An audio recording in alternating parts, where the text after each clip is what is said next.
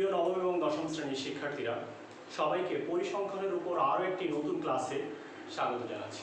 প্রিয় শিক্ষার্থী, আমি অমিত সরকার, প্রভাষক উচ্চতর গণিত, Khulna collectorate public school and college. প্রিয় শিক্ষার্থী, আজকে আমি তোমাদের পরিসংখ্যানের বিষয়ে কিভাবে আয়তলেখ অঙ্কন করতে হয়, আর এছাড়া কিভাবে বহুভুজ অঙ্কন করতে হয় ও অজীব রেখা কিভাবে আঁকতে হয়, আমি এই তিনটি বিষয় নিয়ে আজকের ক্লাসটি আমি তোমাদের নিব। আশা করি যারা ক্লাসটি দেখবে সবাই উপভোগ করবে। প্রিয় শিক্ষার্থী, আমি শুরুতেই চলে যাচ্ছি যে আজকের ক্লাসে আমরা প্রথমে যেটা জানবো সেটি হচ্ছে, দেখো যে চলক কি। চলক যেটাকে আমরা বলছি ভ্যারিয়েবল, বলছি যে সংখ্যাসূচক তথ্যসমূহ পরিসংখ্যানে এটি হচ্ছে উপাত্ত। দেখো তাহলে প্রথমে আমরা যে কথাটি বললাম সেটি হচ্ছে, লক্ষ্য করো, উপাত্তে ব্যবহৃত যে সংখ্যাসমূহ চলকের মান নির্দেশ করে। তাহলে আমরা দেখলাম যে সংখ্যাসূচক যে তথ্যগুলো দেওয়া থাকে, অনেক সময় আমরা দেখেছি যে নবম শ্রেণীর গণিত পরীক্ষায় যে নম্বরগুলো পেয়েছে 50 জন শিক্ষার্থী, সেই নম্বরগুলো আমাদের দিয়ে দিতে পারে। তাহলে সেই নম্বরগুলো অর্থাৎ সংখ্যাসূচক যে তথ্যসমূহ সেগুলোকে পরিসংখ্যানের উপাত্ত বলে। আর এখানে উপাত্তে ব্যবহৃত সংখ্যাসমূহ অর্থাৎ গণিতের যে প্রাপ্ত নম্বর, আমি বললাম 50 জন শিক্ষার্থীর গণিতের প্রাপ্ত নম্বর, তাহলে সেটি আমি যখন লিখছি যে সেই সংখ্যাসমূহ চলকের মান নির্দেশ করে। তাহলে দেখো আমরা জানলাম যে আসলে চলকটা কি, এবং এই চলকটা আসছে আসলে যে উপাত্তে ব্যবহৃত সংখ্যাসমূহ সেগুলোই আসলে আমরা এখানে বলছি চলক। তাহলে দেখো চলক, এই চলক আসলে দুই ভাগ প্রকার হতে পারে, একটা হচ্ছে বিচ্ছিন্ন চলক এবং আরেকটা হচ্ছে অবিচ্ছিন্ন চলক।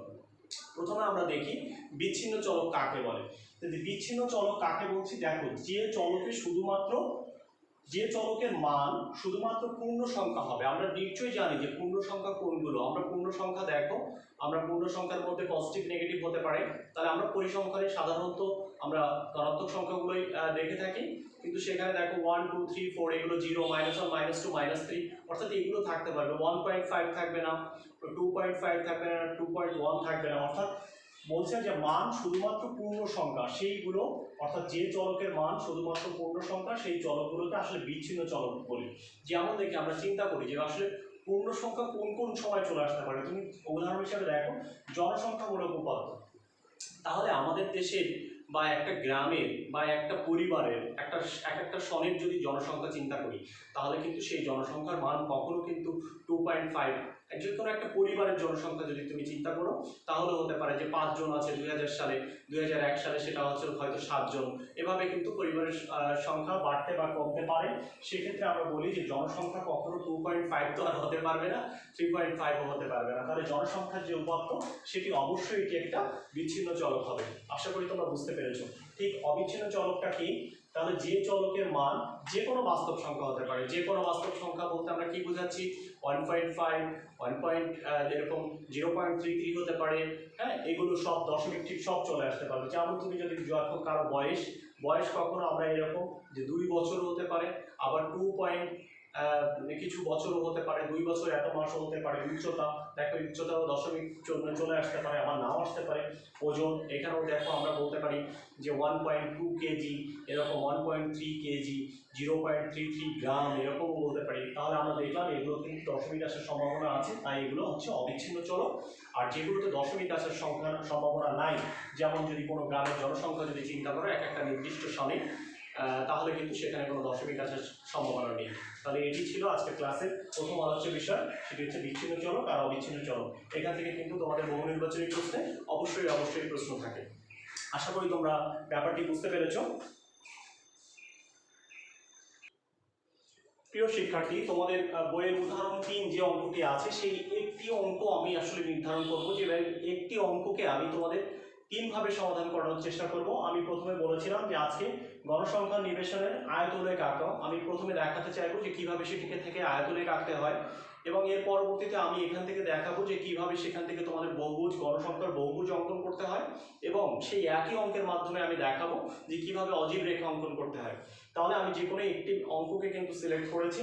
এরকম যে কোনো একটা অঙ্ক হতে পারে। আমি তোমাদের বললাম যে কোনো একটি অঙ্কের জন্য তোমরা এইভাবে 3 পদ্ধতি অর্থাৎ 3টা ম্যাথ যেন তুমি করতে পারো সেটি তোমরা প্র্যাকটিস করবে। তাহলে দেখি এখানে কি দেওয়া আছে। উদাহরণ 3 বলছে যে কোনো স্কুলে দশম শ্রেণীর 60 জন শিক্ষার্থীর ওজনের গণসংখ্যার নিবেশনটি হলো। অর্থাৎ এখানে 60 জন শিক্ষার্থীর ওজনটা দেওয়া আছে। এখানে বলে দেওয়া আছে যে 46 থেকে 50 কেজি পর্যন্ত ওজন আছে হচ্ছে 5 জন, 51 থেকে 55 কেজি ওজন আছে এখান থেকে 10 জন, 56 থেকে 60 কেজি ওজন আছে 20 জন, এবং 61 থেকে 65 কেজি ওজন আছে হচ্ছে 15, 66 থেকে 70 কেজি ওজন আছে হচ্ছে 10 জন। তাহলে আমরা এখান থেকে দেখতে পাচ্ছি যে এটিও আমার হচ্ছে ম্যাপ, এবং এই ম্যাপটিতে আমি কিভাবে সেখান থেকে যে আয়তনের অঙ্কন করব। আমি এটিকে এখন মুছে ফেলবো, কারণ আমি উপর থেকেই অঙ্কটি সমাধান করতে চাই।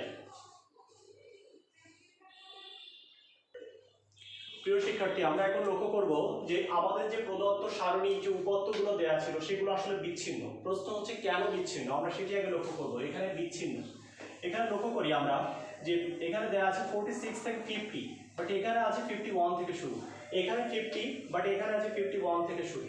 তাহলে এটি অবশ্যই এটি বিচ্ছিন্ন।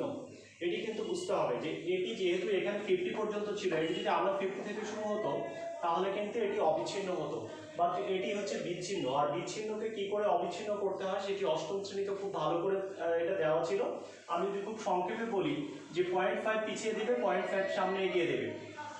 দেখো এখানে ছিল 46, এখানে যদি 0.5 পিছিয়ে দাও তাহলে 45.5, আর 0.5 এগিয়ে দিলে 50.5। ঠিক একইভাবে এটিকে 0.5 পিছিয়ে দেবে, 0.5 আগায় দেবে। এভাবে করলে সরাসরি একদম খুব সহজে হয়ে যায়। আমরা শ্রেণীর মধ্যবিন্দুগুলো আসলে কিভাবে নির্ণয় করব, দেখো এখান থেকে যে এই দুটোকে যোগ করবা, যে 46 প্লাস 50, এই দুটোকে যোগ করে 2 দিয়ে ভাগ করবো। আবার বলছি, এই যে শ্রেণী উচ্চসীমা নিম্নসীমা দুটোকে যোগ করে 2 দিয়ে ভাগ করবা, এই দুটোকে ভাগ করলে দেখবা 48। ক্যালকুলেটরের সাহায্যে করবো 51 প্লাস 55 যোগ করে 2 দিয়ে ভাগ, 56 প্লাস 60 যোগ করে 2 দিয়ে ভাগ। এভাবে কিন্তু করলে শ্রেণী মধ্য বিন্দুগুলো পেয়ে যাবে। আর গণসংখ্যা তো দেওয়াই ছিল আমাদের। তাহলে দেখো আমাদের জানতে হবে, তোমরা নোট করে নাও সবাই, যে আমাদের গণসংখ্যার আমরা প্রথমে যেটা করছি যে আয়তরেখটা আমরা কিভাবে অঙ্কন করব। তোমরা সবাই নোট করে নিবে যে এক্স অক্ষ বরাবর দেখো এখানে আমাদের অবিচ্ছিন্ন শ্রেণীসীমা নিতে হবে। তাহলে এক্স অক্ষ বরাবর শ্রেণীসীমা বা অবিচ্ছিন্ন শ্রেণীসীমা এভাবে লিখতে পারো।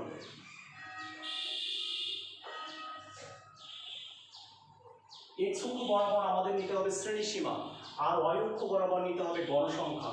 এটি কিন্তু সবচেয়ে একটা গুরুত্বপূর্ণ কথা যে আমাদের যখন আয়তরেখা অঙ্কন করতে যাব, এক্স অক্ষ বরাবর শ্রেণীসীমা, কিন্তু এটি অবশ্যই অবিচ্ছিন্ন শ্রেণীসীমা হতে হবে।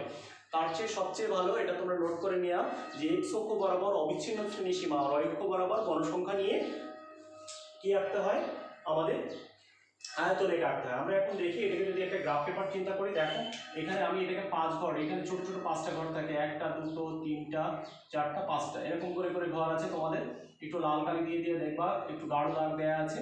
আমি এখানে 5 ঘর হিসেবে ধরে নাও। লক্ষ্য করো এখানে আমি এখানে একটা এরকম একটা ফাঁকা দাগ দিয়ে বুঝিয়েছি যে আমি এখান থেকে এই যে এখানে যেটা ছিল যে 45.5 দিয়ে শুরু। ওকে, তাহলে দেখ এখানে যদি 45.5 হয় তাহলে এখান থেকে এই পর্যন্তকে আমি ধরেছি 50.5। তাহলে লক্ষ্য করো 45.5, তারপর 46.5, 47.5, 48.5, 49.5, 50.5। তার মানে দেখো এক ঘর সমান সমান 1 একক ধরেছি আমি, এক্স অক্ষ বরাবর এক ঘর সমান সমান 1 একক ধরেছি, এবং ওয়াই অক্ষ বরাবরও দেখো এক ঘর সমান সমান 1 একক ধরেছি, 1 2 3 4 5 এরকম। তাহলে দেখি এই বরাবর আছে গণসংখ্যা হচ্ছে 5, তাহলে এই বরাবর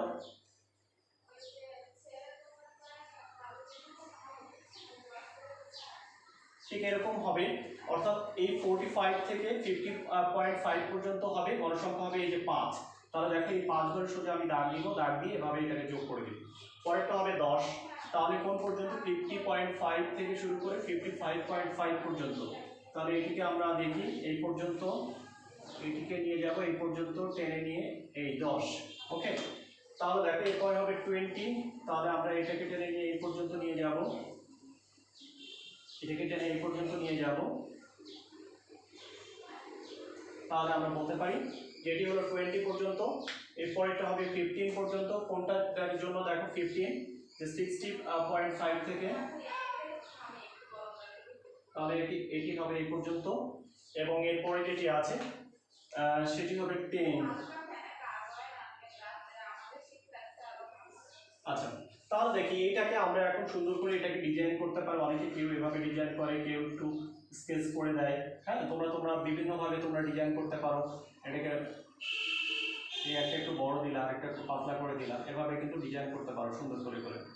তাহলে এখান থেকে আমরা যেটা দেখলাম, এখন তোমরা অনেকে এই পর্যন্ত কোনো কিছু লেখো না, এটা কিন্তু অবশ্যই লিখতে হবে। তোমাদের বইয়ের উদাহরণে দেখবে খুব সুন্দর করে লিখে দেওয়া আছে। আমি সেই লেখাটি অবশ্যই এখানে বোর্ডে লিখে দিতে পারতাম। এখানে লিখবে যে ছক কাগজে প্রতি ঘরকে, দেখো প্রতি ঘরকে এখানে লিখেছে যে ছক কাগজে প্রতি ঘরকে, ওরা আসলে প্রতি ঘরকে 5 একক, আমরা তোমাদের যেটা গ্রাফ পেপারে আমি যেভাবে আঁকালাম সেখানে প্রতি ঘরকে 5 একক না, এখানে অবশ্যই লিখবে ছক কাগজে প্রতি ঘরকে 1 একক ধরে এক্স অক্ষ বরাবর শ্রেণীসীমা, দেখো এক্স অক্ষ বরাবর শ্রেণীসীমা, আর ওয়াই অক্ষ বরাবর এই কথাই লিখেছে, ওয়াই অক্ষ বরাবর গণসংখ্যা নিয়ে আয়তলেখ আঁকা হলো। খুব সুন্দর করে লেখা আছে, কিন্তু দয়া করে তোমরা যখন লিখবে এটি কিন্তু যে 1 ঘর সমান 5 একক নিয়ে আমি তোমাদের ছবি আঁকা শেখাইনি, আমি 1 ঘর সমান 1 একক নিয়ে ছবি আঁকা শিখিয়েছি।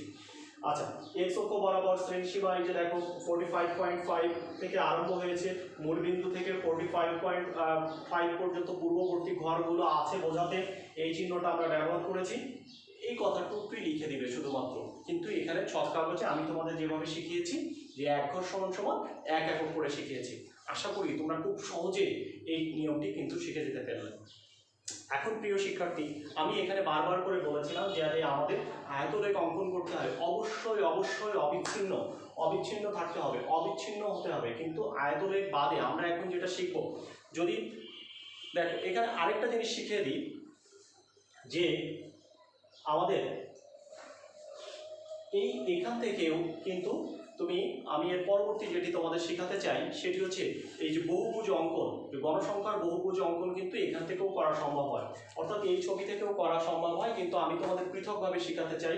লক্ষ্য করো, প্রথমে তুমি এই জায়গাটায় এইগুলো সব মধ্যবিন্দু, অর্থাৎ এই সীমার যে মধ্যবিন্দু 48, ওকে, তাহলে ঠিক মধ্যবিন্দু এই জায়গায়, এর মধ্যবিন্দু এই জায়গায়, এর মধ্যবিন্দু এই জায়গায়, এর মধ্যবিন্দু এই জায়গায়, এর মধ্যবিন্দু এই জায়গায়, আবার এর পরেরটা নিয়ে আরেক 5 ঘর নিয়ে তার মধ্যবিন্দু নিয়ে এগুলো আসলে যোগ করে দিবে। এখান দিয়ে শুরু, এখানে এখানে এখানে এখানে, এই যে যোগ করে দিলে যে বহুভুজটি হলো এটি কিন্তু গণসংখ্যার বহুভুজ। কিন্তু যদি আমাকে এটি শুধুমাত্র আমি কোনভাবে দেখলাম যে আয়তরেখ এ কে সেখান থেকে গণসংখ্যার বহুভুজ অঙ্কন, কিন্তু আমি তোমাদের পৃথকভাবে গণসংখ্যার বহুভুজটি এখন আলোচনা করে দিই।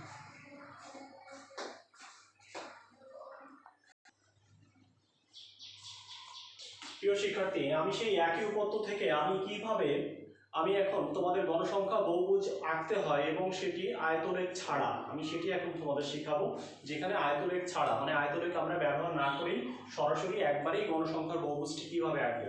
তাহলে সেক্ষেত্রে আমি বলছি যে এক্স অক্ষ বরাবর নিতে হবে গণসংখ্যা, আর ওয়াই অক্ষ বরাবর যেটা নিতে হবে, এক্স অক্ষ বরাবর নিব হচ্ছে শ্রেণী মধ্যবিন্দু, আরেকবার বলছি শ্রেণী মধ্যবিন্দু,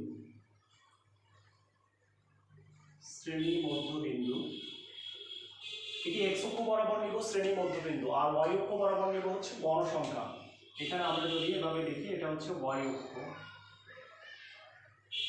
অক্ষ বরাবর নিব হচ্ছে গণসংখ্যা, এটি নিয়ে আঁকতে হবে। কিন্তু এখানে একটা বিশেষভাবে খেয়াল করার জায়গা আছে, আমি যদি একটু এখানে দেখাই যে তোমরা অনেক সময় এভাবে একটু ফাঁকা চিহ্ন দাও যে এখানে যে শুরু, তোমরা অনেকে এখানে 46 লিখে ফেলো। 46 যদি লিখে ফেলো তাহলে দেখো এইখানে যে 5 ঘর ব্যবধান থাকে, আমি বললাম 1 ঘর 2 ঘর 3 ঘর 4 ঘর, 1 ঘর 2 ঘর 3 ঘর 4 ঘর 5 ঘর, তাহলে দেখো এখানে চলে আসে 47, এখানে চলে আসে 48। শ্রেণী মধ্যবিন্দু কিন্তু দেখো ঠিক মনে হচ্ছে যেন ঠিক মাঝে যেমন কি হলো না, এরকম একটা ব্যাপার যে মাঝে হলো না। আমি এখান থেকে দেখি যে এখানে 1 ঘর 2 ঘর 3 ঘর 4 ঘর 5 ঘর, আমরা যদি এদিক থেকে চিন্তা করি এইটা বাদ এইটা বাদ, বিষয়টা এরকম আসে যে 1 ঘর 2 ঘর 3 ঘর 4 ঘর, এটি হচ্ছে আমাদের 5 ঘর। তাহলে যখনই আমাদের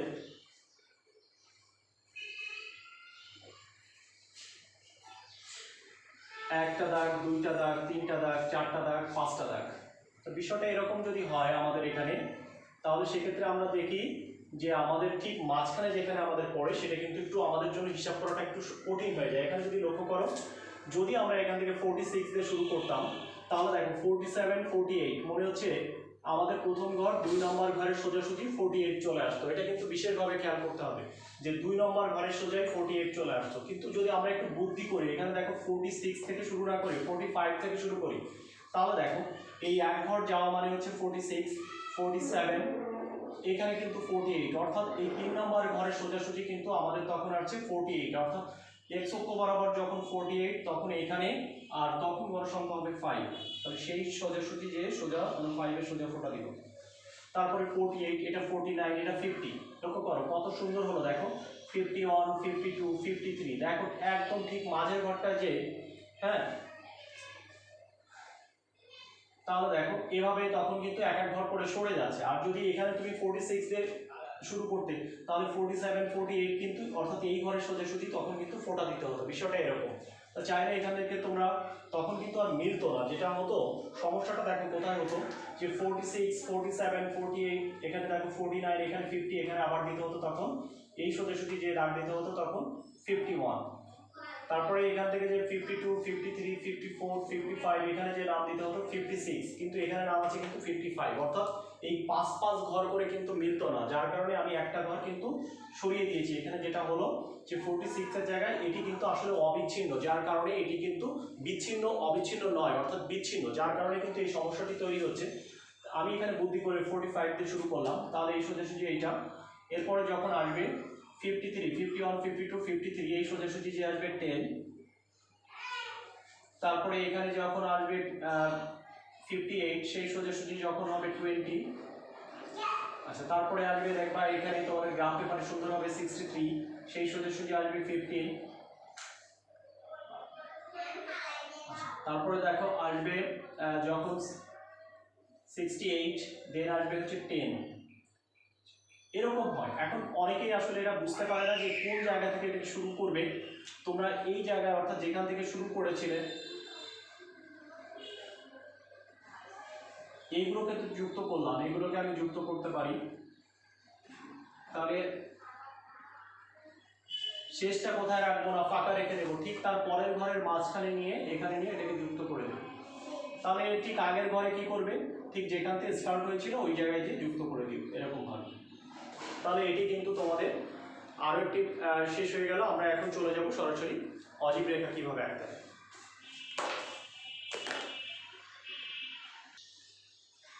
প্রিয় শিক্ষার্থী, আমি এখন সেই একই ছবি দিয়ে একই সেই অঙ্কটির জন্য আমি দেখাবো যে কিভাবে তোমাদের অজীব রেখাটা আঁকতে হয়। অজীব রেখা আঁকার জন্য তোমাকে একদম এটি বারবার করে মনে রাখতে হবে। অজীব রেখা আঁকতে গেলে আমি এক্স অক্ষ বরাবর যেটা নেব, যে শ্রেণী সীমার উচ্চ সীমা, অর্থাৎ শ্রেণী ব্যবধানের উচ্চ সীমা, অর্থাৎ উচ্চ সীমা বলতে আমরা এখানে দেখছি 50, 55, এক্স অক্ষ বরাবর আসলে এইগুলোই নিব, আর ওয়াই অক্ষ বরাবর আমার নিতে হবে ক্রমযোজিত গণসংখ্যা। তাহলে দেখো ক্রমযোজিত গণসংখ্যা কাকে বলে, এইটার গণসংখ্যা কিন্তু 5, কিন্তু যখন ক্রমযোজিত গণসংখ্যা এই ঘরে যে আমি বসাবো তখন এই পর্যন্ত যোগ করতে হবে, অর্থাৎ 5 আর 10 মিলে 15। যখন আমি এই ঘরের ডানে বসাবো তখন কিন্তু এই তিনটা যোগ করতে, এই দুটো যোগ করলে 15, তার সাথে 20 যোগ করলে তার মানে সেটি আমরা হচ্ছে 35, এই পর্যন্ত হলো 35, আর এই পর্যন্ত যোগ করে 35-এর সাথে 15 যোগ করলে দেখো এখানে 50। ঠিক একইভাবে এই সবগুলো যোগ করলে আসলে এখানে 60। তাহলে সেক্ষেত্রে আমরা দেখতে পারি যে ক্রমযোজিত গণসংখ্যা মানে হচ্ছে দেখো এই ঘরে ডানে বসবে উপর থেকে ওই পর্যন্ত সংখ্যা, যেহেতু এখানে 5 আছে 5, এই দুটো যোগ করে এখানে বসবে, এই 3টা যোগ করে এখানে বসবে, এই 4টা যোগ করে এই 4টা ডানে বসবে, এই 5টা যোগ করে আসলে এখানে ডানে বসবে। বিষয়টা এই ছাড়া আর কিছুই না। এখন দেখি আমরা যে এই ক্রমযোজিত গণসংখ্যা তো আমরা জানতেই পারলাম। এখন ক্রমযোজিত গণসংখ্যা জানার পর আমরা কিভাবে এটির ছবি আঁকবো। দেখো এখানে 50 দিয়ে আমি এখানে শুরু করেছি। দেখো 50-এর জন্য তোমার ক্রমযোজিত গণসংখ্যা হচ্ছে 5, এভাবে তোমরা গ্রাফ পেপারে 5 ঘরের উপরে ফোঁটা দিবে।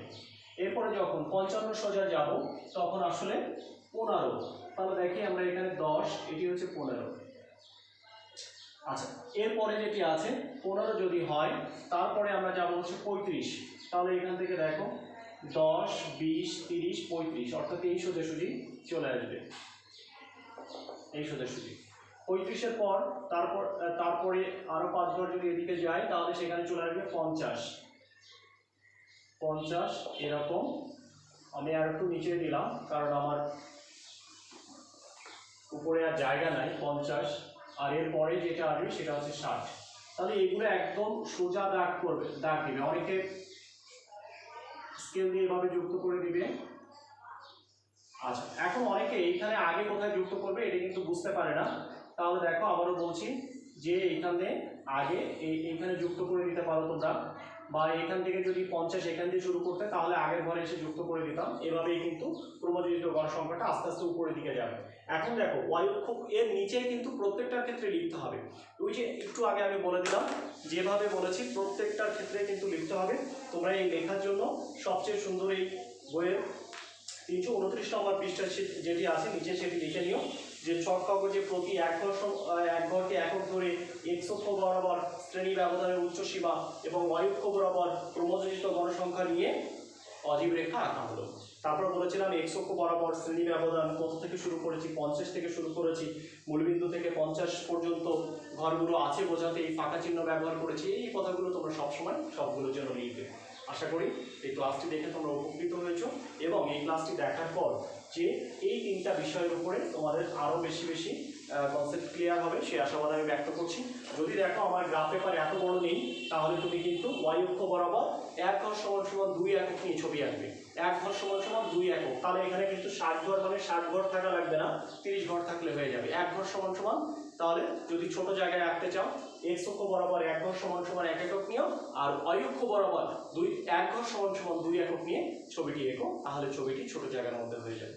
যে এতক্ষণ ধরে ভিডিওটি দেখে সবাইকে অসংখ্য ধন্যবাদ জানাচ্ছি এবং আগামী ক্লাসে পরিসংখ্যানের যে যে বিষয়গুলো অবশিষ্ট আছে সেই বিষয়গুলো ক্লাস দেখার আমন্ত্রণ জানিয়ে আজকের মতো ক্লাস এখানে শেষ করছি। তোমরা সবাই ভালো থাকো, সুস্থ থাকো।